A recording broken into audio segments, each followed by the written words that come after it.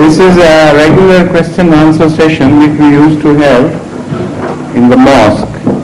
Only the venue has changed. So, as freely and casually as we used to ask questions there, you are permitted again to ask any question you please. Or if someone wants to make an observation of any sort, is also permitted. Raise your hands if you want to ask a question or two. One after the other. Please starting from the front. Yes, please. Some come to go to the microphone. I think we better create some early ways up to the microphone. In the middle, if you part a little bit, anybody who wants to ask a question, you will have to walk up to the microphone. यहाँ से पीछे की तरफ और यहाँ side से एक बना दो बस. Yes?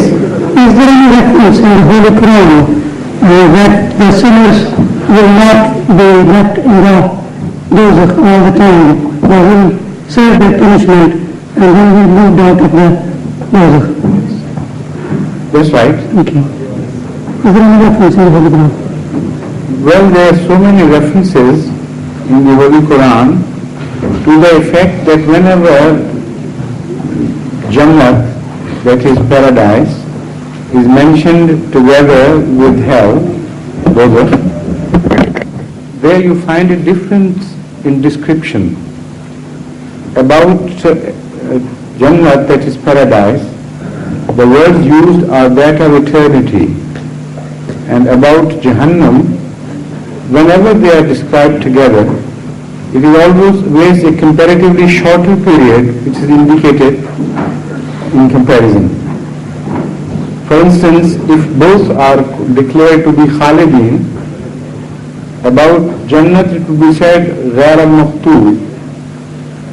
For instance, things which are qualifying Jannat to be definitely longer than the dozakh that is hell. So from that it is obviously inferred. And secondly, there are other verses of the Holy Quran which are guidelines in principle. For instance, the Holy Quran declares positively that of all the attributes of Allah, Rahman, that is the most beneficent, is overwhelming over the rest of all the attributes of Allah. So that means every attribute will have to be translated under the influence of Rahmaniyat. So from that, Hazrat Masih Maud is inferred that Rahmaniyat is the supreme, and every attribute will fall short of Rahmaniyat. In the end, Rahmaniyat is going to win ultimately. This is exactly how Hazrat Sallallahu Alaihi Wasallam has described the end of hell. He says a time will come when the hell will be like an empty house of which has been deserted by inhabitants, and the winds would knock its doors about, and there would be no one in except for one last person. So he would creep out ultimately, and he will request to Allah that if I can't go to the heaven, please permit me to sit outside heaven so that I can have the sight. Now, Hazrat Sallallahu Alaihi Wasallam describes things so lovingly, so beautifully, that it makes the most charming tale of any tales in the world, while he talks of realities. So he says that when Allah, this is Allah's way, Allah would like him to ask such a question, would like him to behave like this, and it's only that Allah is playing lovingly with him. That is the style of the whole episode. So Allah would say, all right, come and sit before the heaven. So he said, okay, it's beautiful from outside. Could I have a little sight of from inside, a peep into it? Could the gate be opened just a wee bit so that I could see what was inside? So Allah said, okay, Allah would say, okay, you can do that. And the doors would be opened slightly, and beautiful breeze of heaven would flow in his direction, and he will be transformed and transcended. So he would say, Allah is so beautiful, can I have just a closer look and peep into it right from the close? Allah would say, yes, you can come. Then he would say, oh please God, don't keep me out. And Allah would say, yes, come on. So that would be the last of hell. Now how could Ahmad sallallahu alaihi wasallam describe heaven and hell in this fashion if it had no roots in the Holy Quran? It is Hazrat Masih Maud who has explained this phenomena at length, and you will find many references in his interpretations of the Holy Quran. He has interpreted from various verses, and the main fundamental verse which covers everything is that verse which tells us that Rahmaniyat is supreme and it overwhelms all other attributes of Allah. After you have missed the first time, I'll come to you later on after I have finished. Yes, please. So मैंने नज़म लिखी थी, आपको भेजी थी, वो मैं पढ़ना चाहता हूँ अजस से। अच्छा, जी कौन सी नज़म थी वो आपकी? जो आपको मैंने लिखी थी खत में मुझे मिला जो खत में मैंने क्या कहा था, ठीक नज़म है? हाँ जी, आप पर की जी अच्छी थी? जी हाँ। Okay, all right. He has composed a poem which he wants to recite. Please. In Urdu, will you translate it afterwards?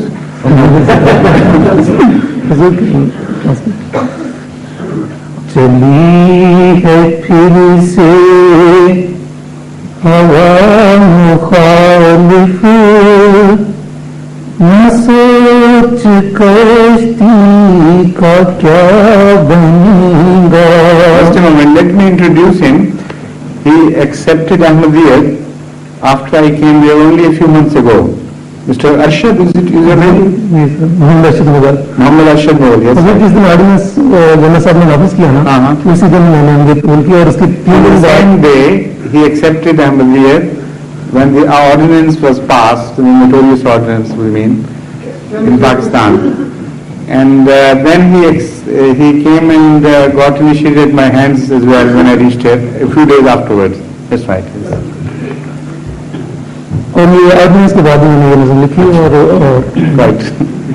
چلی ہے پھر سے ہوا مخالف نہ سوچ کشتی کا کیا بنے گا. جو دین احمد کا نا خدا ہے وہ آج بھی رہنما بنے گا. جو دین احمد کا نا خدا ہے وہ آج بھی رہنما بنے گا.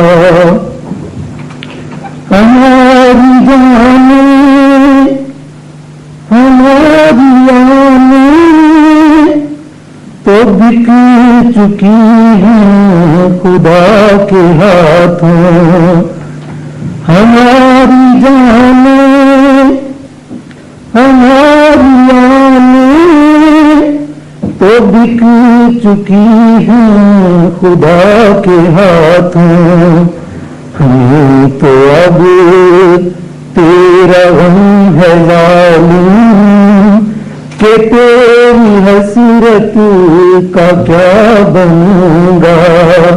جو دین احمد کا نا خدا ہے وہ آج بھی رہنما بنے گا. ہے میری دنیا عمل کی دنیا ہے تیری دنیا جہل کی دنیا. ہے میری دنیا عمل کی دنیا ہے تیری دنیا جہل کی دنیا. ہے میرے دل کا خدا سلامت تیرا ہی دین کچھ جدا بنوں گا جو دین احمد کا خدا ہے وہ آج بھی رہنما بنوں گا سنت اللہ ہے غم کے مارا سنت اللہ ہے غم کے مارا نہ خوف کھاؤ خدا کے یارو خدا کی نصرت بنے گی موسیٰ پھر جب بھی خدا بنوں گا جو دین احمد کا خدا ہے وہ آج بھی رہنما بنوں گا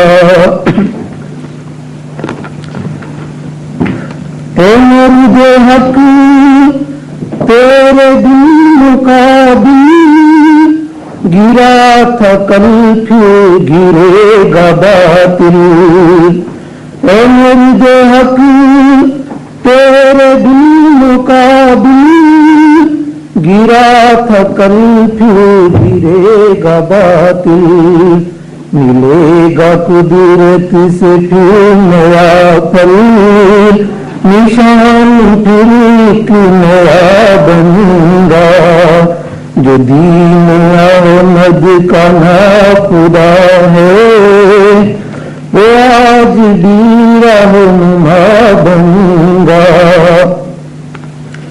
جو دشمنوں کی نادانیاں ہیں فتح مبین کی نشانیاں ہیں جو دشمنوں کی نادانیاں ہیں فتح مبین کی نشانیاں ہیں خدا کی ہستی کے بالمقابل شیطان کیا سرا بنوں گا جو دین احمد کا خدا ہے وہ آج بھی رہنما بنوں گا اے میرے آقا خدا کی قدرت کے پھول دنیا میں یوں کھلیں گے اے میرے آقا خدا کی قدرت کے پھول دنیا میں یوں کھلیں گے کہ دین احمد کی بو اڑے گی جہاں یہ جنت نما بنوں گا کہ دین احمد کی بو اڑے گی جہاں یہ جنت نما بنوں گا جو دین احمد کا خدا ہے وہ آج بھی رہنما بنوں گا تکبیر احمدیت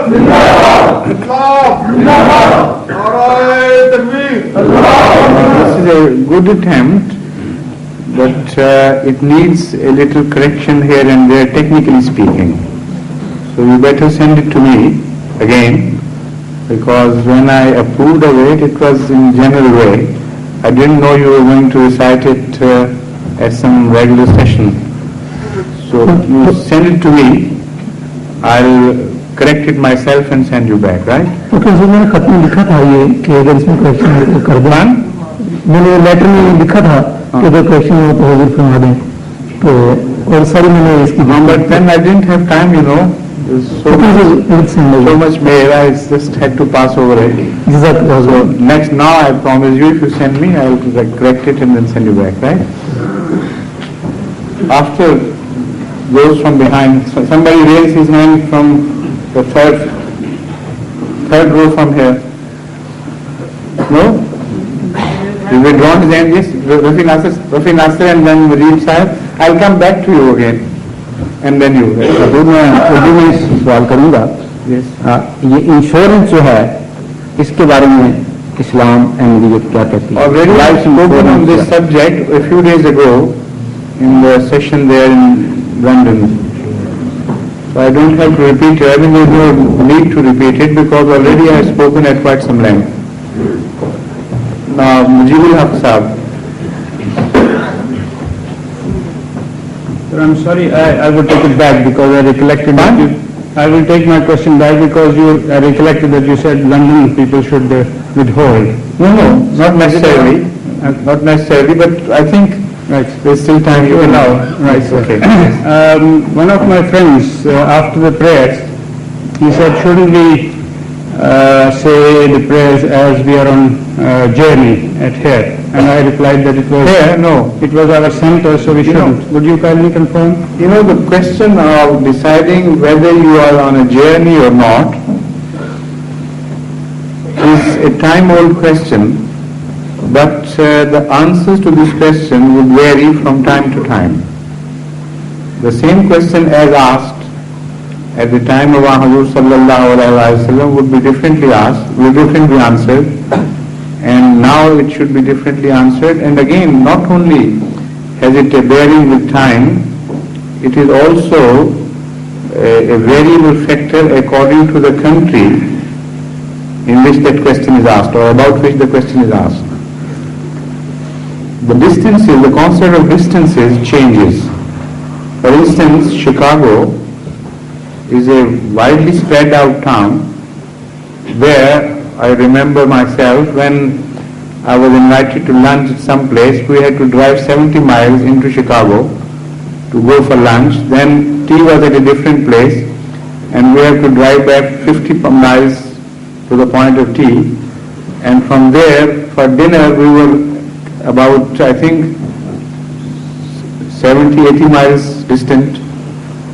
And so for just one lunch and one evening tea and one dinner, I traveled within that town, within that city, 150 odd miles. So the concept of journey has completely got transformed there. Nobody can say because you have traveled up to lunch, say 60 miles, so you should start having your prayers. Qasr is not applicable in such situations. So it is the best judge is the conditions where you live.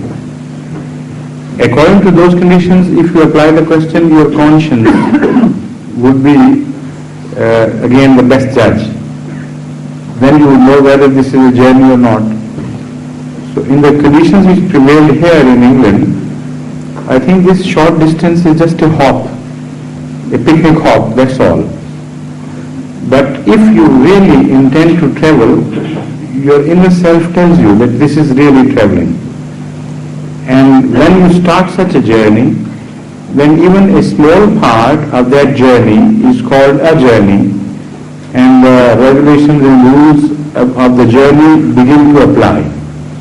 That is the second part which I want to make clear because many people might not have known this.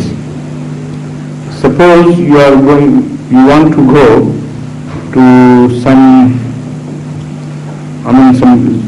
really different town and a different place, you yourself decide it is a journey. Now when you have just left the town limits, your journey begins, even if you have traveled not much. And after that, you will continue to have your prayers, those prayers which are to be halved. And when you return, until you have reached the very limits of the town, you will be still considered on journey. So here, I think it is a very doubtful question. Yet if somebody does that, no one else has a right to say you have committed a positive wrong. Because these are borderline issues in which everyone can judge things for himself. Unless you are in a session which is a community occasion like this is, then it is not for the individual to judge, it's only for the head of the organization, whoever it is, to judge, and that should follow in that regard. Now, I did not intentionally do it, apart from the fact that my personal feeling was that it is not a journey.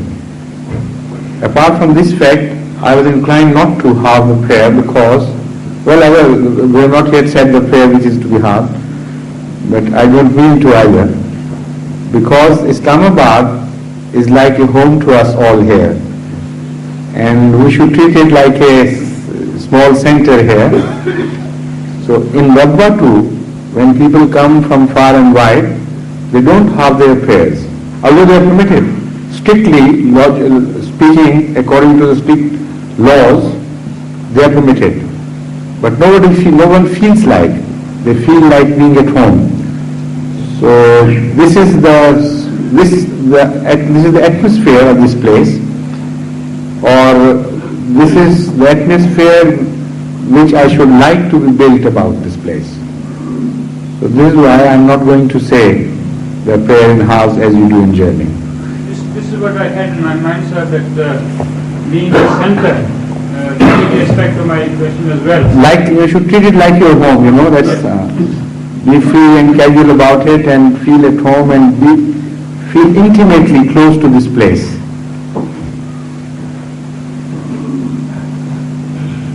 Yes, please, Shah sir.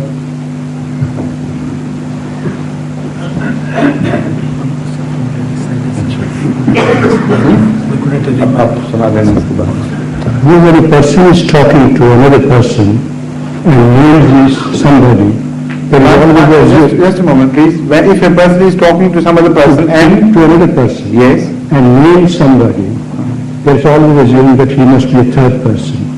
Just if I say, Hazur, pray for Zaid, it means Zaid is a third person. With this background, my question is, did Hazrat Rasulullah used to say Drood? If so, when he mentioned Allah Muhammadi, what did he mean by Muhammad at that time? Now this is in fact a question about the language, the style of language. The fact is that in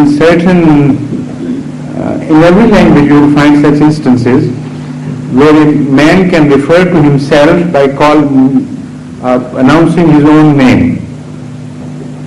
For instance, in Arabic, in the traditions you read about Hazrat Abu Bakr saying, Ibn Abu Quhafa cannot do this, while it was he himself. Hazrat Sallallahu Alaihi Wasallam is known to have named himself Muhammad, Rabbi Muhammad and so on. So these are the styles of the language. And when somebody names himself, the sentence, that sentence rises above the normal and becomes definitely much more powerful and forceful. So when Hazrat Sallallahu Alaihi Wasallam sent durood upon himself, I am quite certain he was doing it with much greater love because he was sending you to himself, but he knew that this is Allah saying, and Allah has used his name as third person and told everybody to send durood upon him. So those words would have been extremely dear to him, not because it was his own person that was involved, but something from Allah had come his way. So why should he have changed that style? If someone whom you love has mentioned you in a certain way, even in ordinary relationships on earth, people tend to repeat that. That is my experience too with letters. Sometimes in my letters I write something about someone and he's so happy about it that he repeats the same sentence about himself in the letter to enjoy it, to say that I am the one about whom you said this. So how much more Hazrat Sallallahu Alaihi Wasallam was justified to adopt that attitude vis-a-vis himself if things were said by Allah about him. That is how I conceive this. Yes, now it's your turn at last. But where are Rashid Hayat Sahib and Rashid Hayat Sahib and Muhammad Abdul Rashid? Rashid Hayat Sahib has just arrived and he is shivering. shivering at the prospects of so many people asking questions. Assalamu alaikum. Hazur, Why don't you provide him with a cup of tea immediately? That's your job. this is an observation about the first question on heaven and hell. On what? On heaven and hell. Heaven and hell, yes, that's right. And the observation is from Glasgow. I would like to quote one very interesting incident. There is a faith sharing committee in Glasgow which consists of members of all religions. Islam is represented by Imam Ahmadis. Not by you? By Imam Ahmadis. Not by you? Well, they have always prevented us to go there as a community. Yet you find your way in, don't you? Yes, that's right. We do find our way on one such occasion when I did find a way. After Mauli Sahab's speech, Which Mauli Sahib? Someone, yes. Mauli Maqbool, and he represents Big Gap. I see. Someone, a white man, said, what is your concept of hell in Islam? Mauli Sahib said, our hell in Islam is permanent. Yes. I was stunned. Addressing to the chairman, I said, well, if it is Mauli Sahib's own words, then I wouldn't dispute. But if you are asking what is concept of hell in Islam, then it is temporary and it is like a vast area in which every sinner will be washed and then go to heaven. Mauli Sahib said, "Oh, Jafar Sahib, what did you say? Would you like to take down my address and I want to see you and discuss this?" I said, "Mauli Sahib, I don't need to take your address now. I know your permanent address now."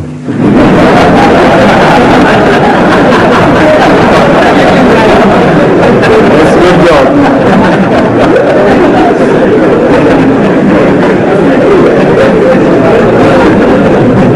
But I do hope you won't call on him.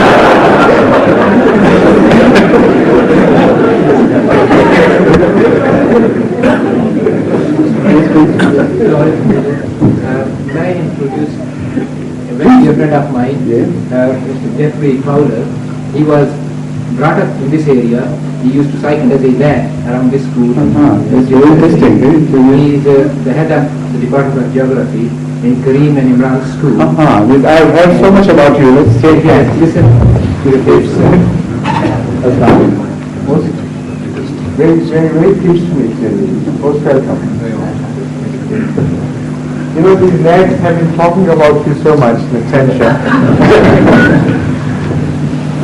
Very glad to have you among us. Have you been to that place, Ken? Yes, sir. Have you been? Yes, sir. Could you find that place? We found it ultimately. Ultimately. Is the route too lazy, too difficult to reach? No, sir. It's very easy once one knows I where it see. is. And how far is it from London? It took us, sir, coming back. That's right. That's Either way. Yes. It took us 40 minutes to the mosque.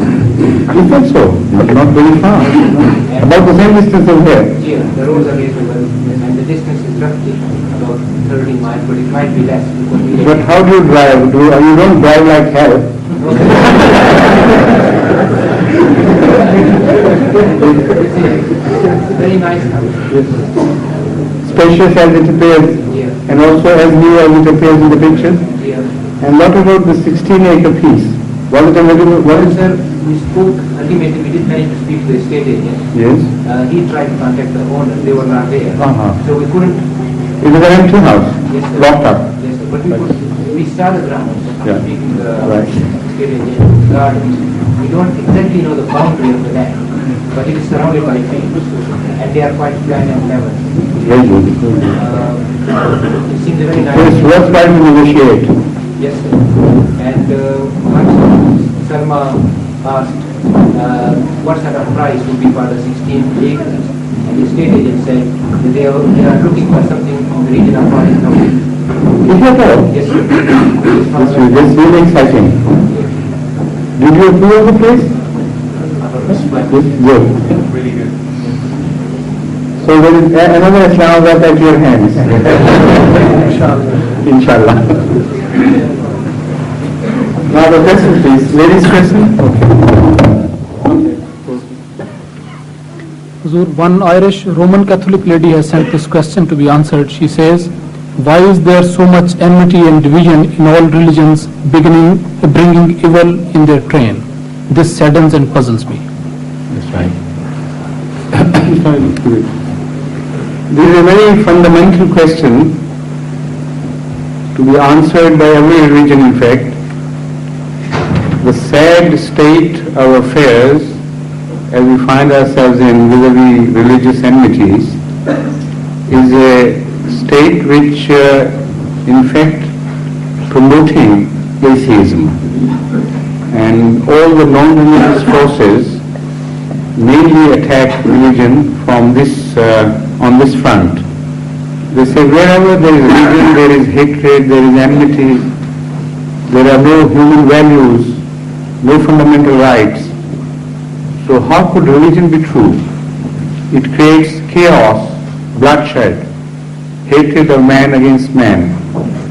So it's not a good thing. This is the first question which has also been raised by the Holy Quran regarding the creation of man. The Holy Quran tells us that when Allah decided to create man, the objection that came his way from angels was that man would cause bloodshed if created and disorder in the land. We are here praising you and worshipping you and extolling your name in such peace. Why do you disturb the peace and create disorder instead? So Allah said, you don't know what I know, and rejected that objection just like that, just with one sweep of hand, as if you don't know and I know better. And then he went for the creation, and the result, as we see, according to this lady as well as according to others, is exactly as it was predicted by the angels. So that further adds confusion to the situation, that despite the fact that Allah had been warned well in time, quite ahead of time in fact, yet he went for it and committed that mistake apparently. So now this is one way of looking at things. There is another way of looking at things. And that, as I see, is the true pragmatic way of studying the situation. The religion can be studied in two different stages in the history of religions. Closer to the source and away from the source.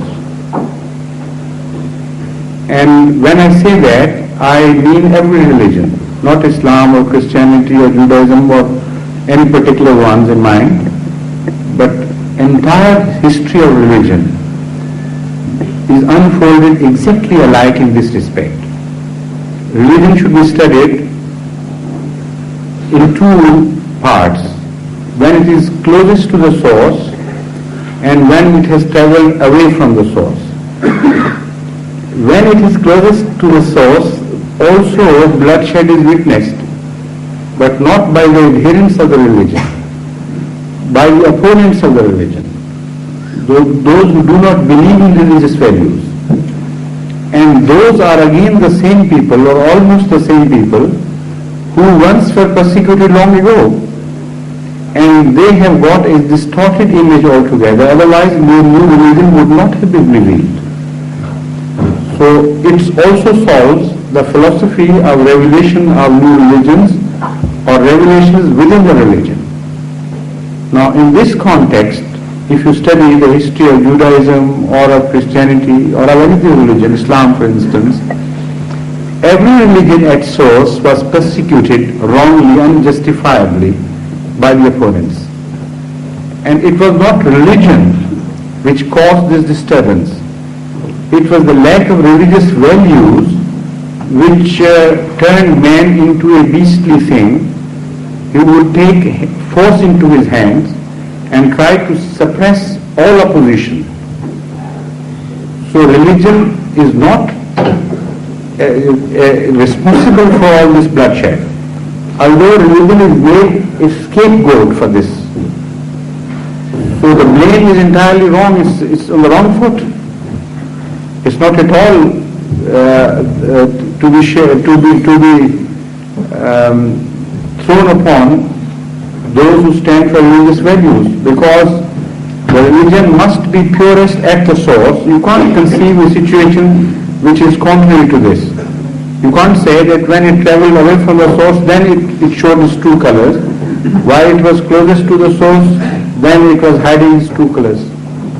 Because it never happens. If you want to see something in purity, you always go closer to the source. So Ahmad sallallahu alaihi wasallam, for instance, the founder of Islam, when he was spoken to by God, he received his revelation, he was all alone by himself. Like all other prophets always begin with this solo attempt at reforming the world. So he was alone, and when he raised the voice, the entire Meccans were roused against him, if not naturally, automatically, then by some leaders, with the result that the life was made impossible for him and for his followers. So they kept on spreading, despite the fact that sword was raised against them. The same happened with Christianity, the same happened with Moses and other religions in the world as I have studied them. So the bloodshed and hatred do not ensue from religious values, but only after religions have got corrupted. Now this gives us a wonderful clue to finding out a true religion, that is a religion in its purity. When you apply this standard to the existing religions of the world or existing versions of various religions of the world, then easily you can pinpoint only a few ones who do not preach hatred, who do not permit their followers to take others' blood. So in the field of competitors, very few religions or very few sects would be left.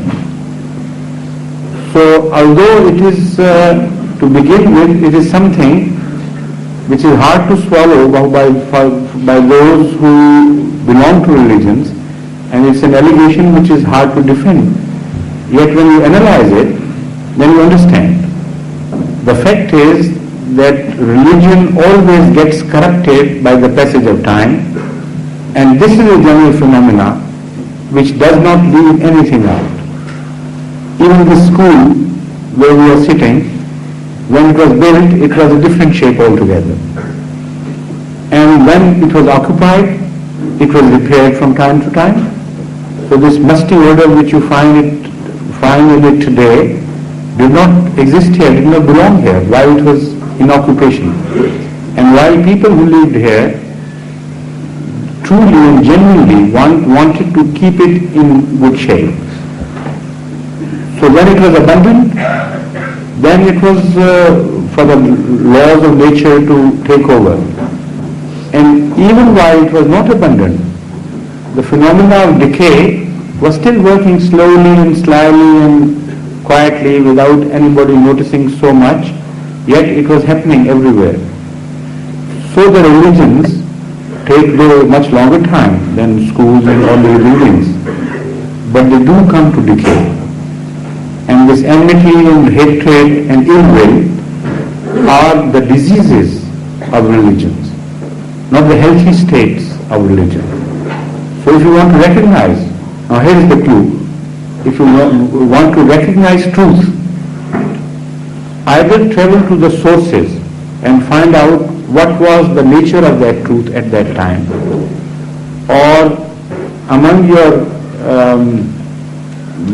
in the age you are living, if you want to study the best ways to reject all those religions or sects which plead hatred. Now, pleading of hatred is a complex thing.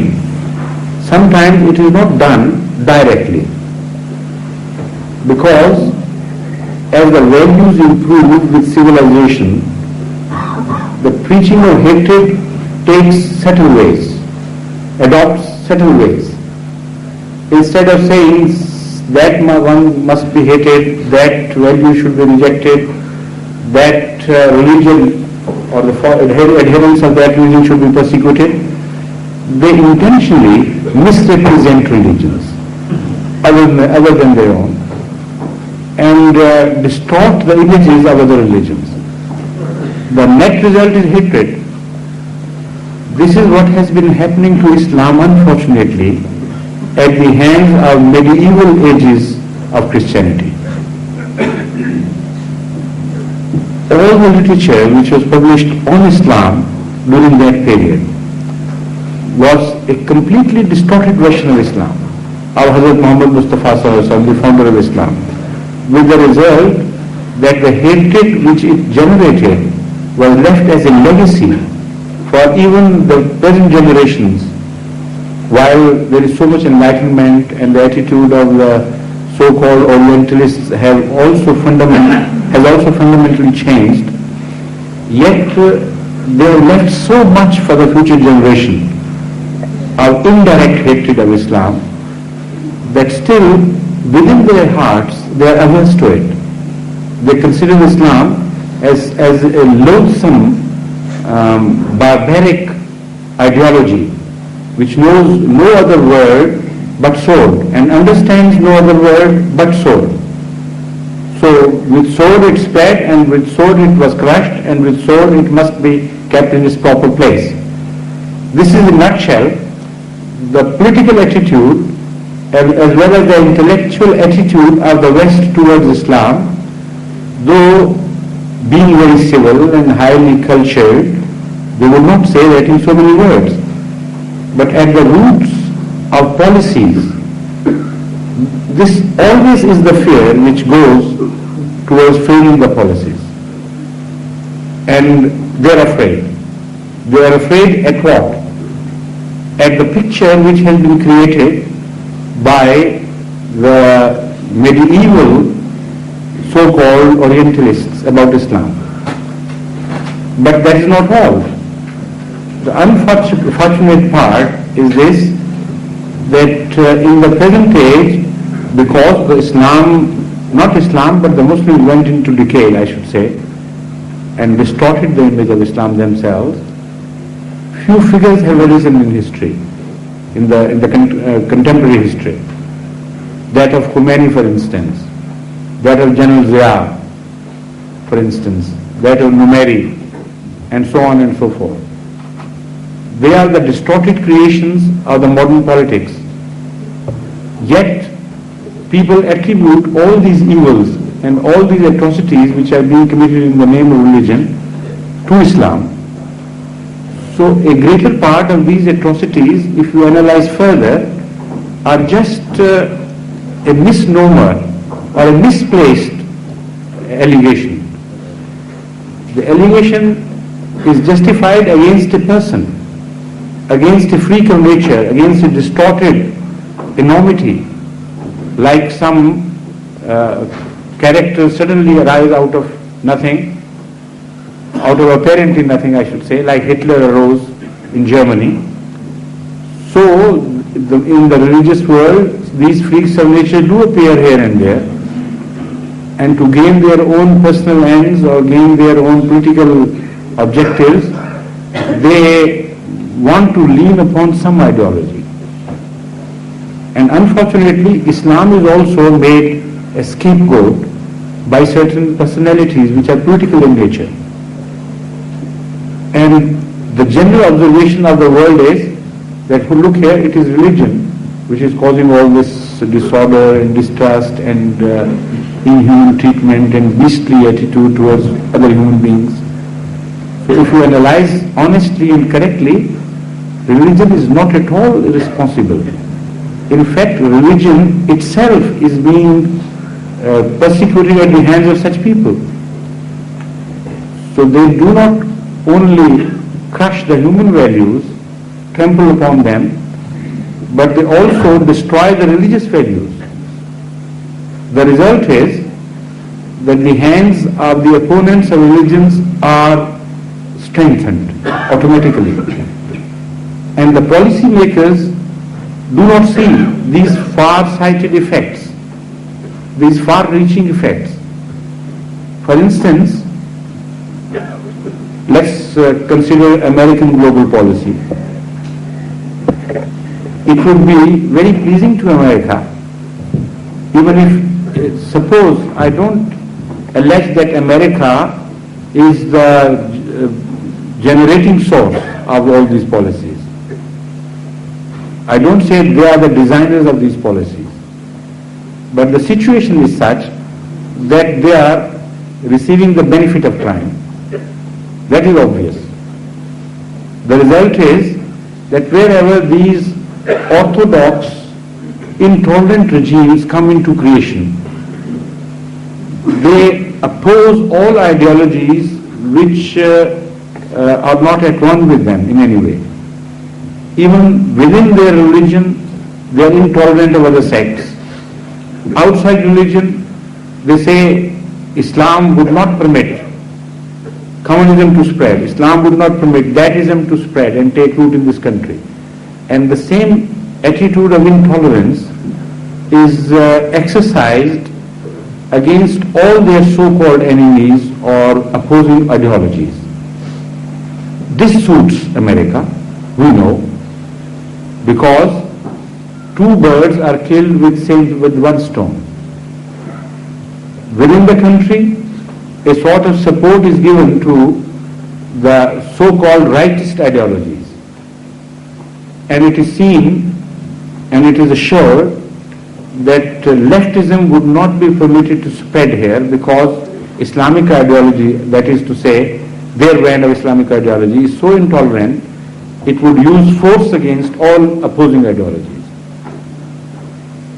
And when they do it, when they go about perpetrating these atrocities upon innocent people or working inhumanly against other ideologies, the result is that Islam's face is blackened in the outside world as well.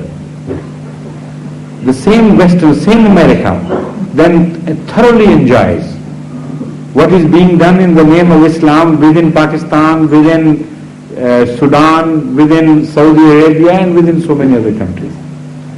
And their films flash the news, their papers flash the news, their TVs discuss the matter and say this is Islam as in practice. So being the recipient of the benefit of crime, they also have the pleasure of mocking at these values and creating hatreds and misunderstandings against Islam.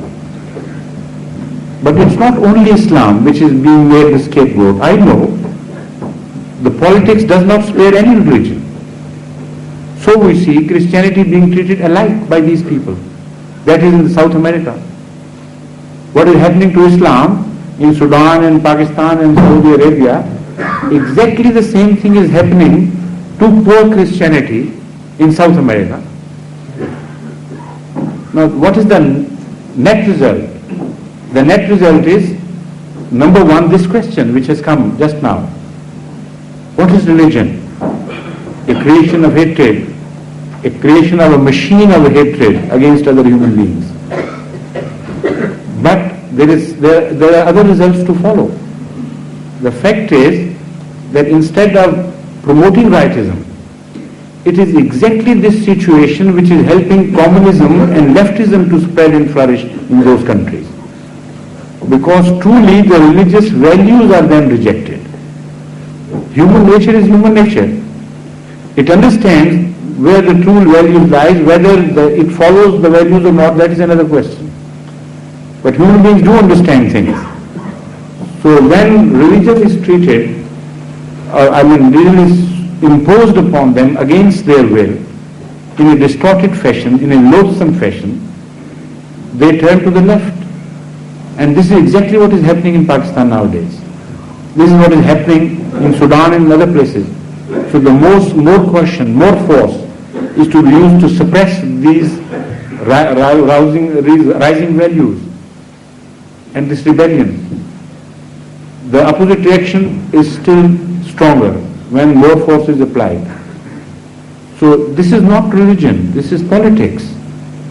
What is true religion? That is to be studied at the sources, close to the sources. For instance, or to go to the book of the religion. Whatever the teaching of that religion is, that should be found in the book. As far as Islam is concerned, all that the Holy Quran claims is this: La ikraha fid din.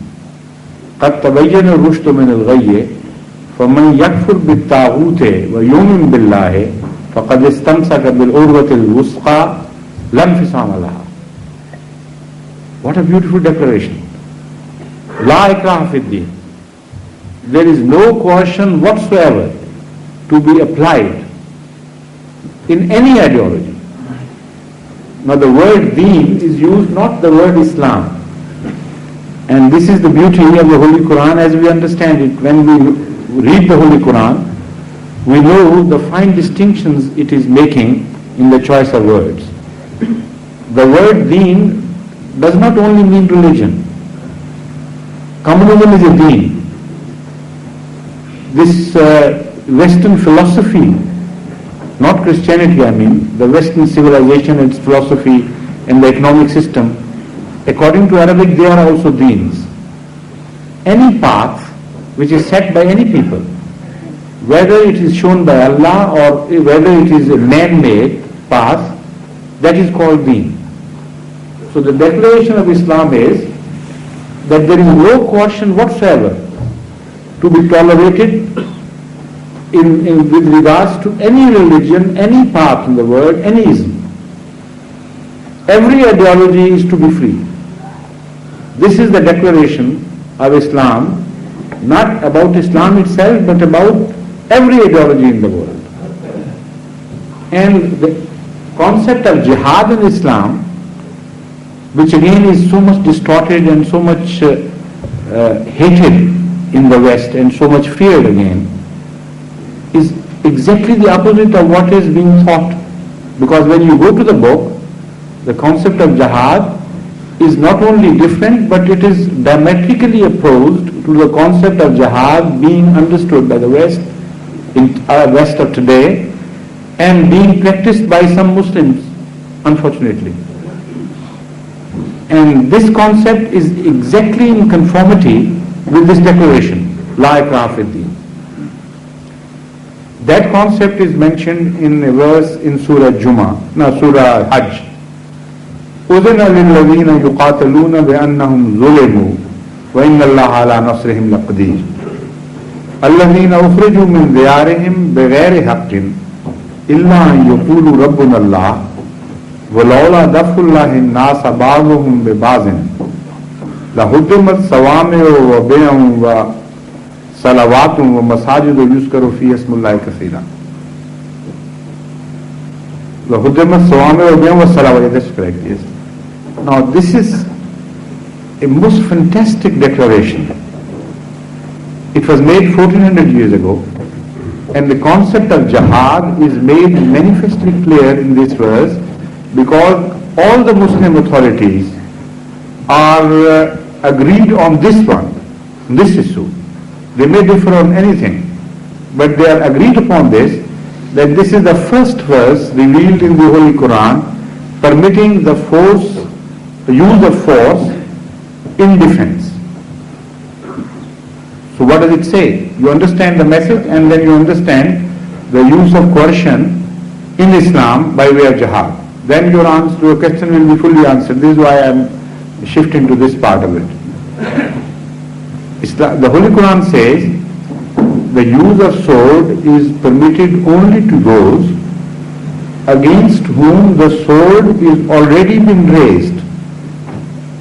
Yuqataluna is the description used in this verse.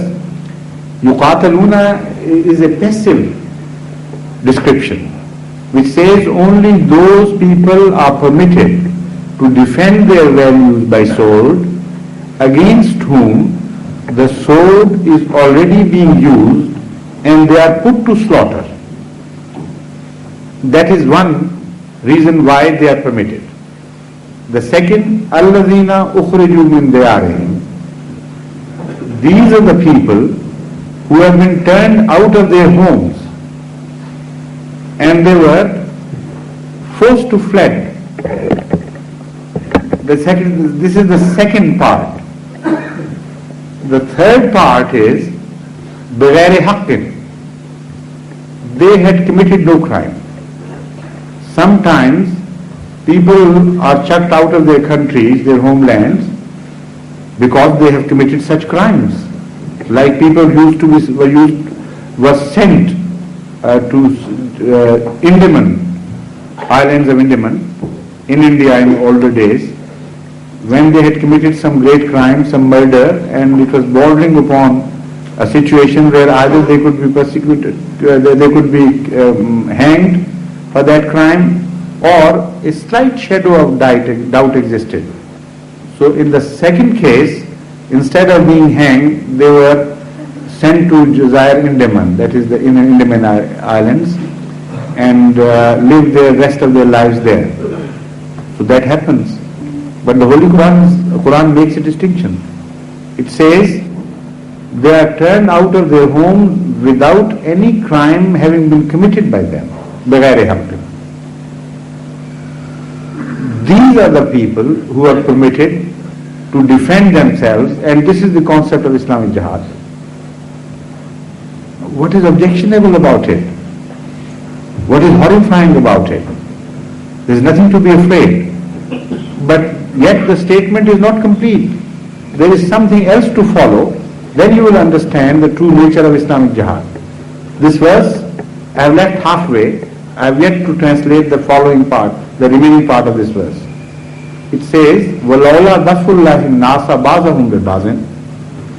If Allah had not permitted certain people whose rights were being trampled upon to defend their values against the oppressors, what would have happened?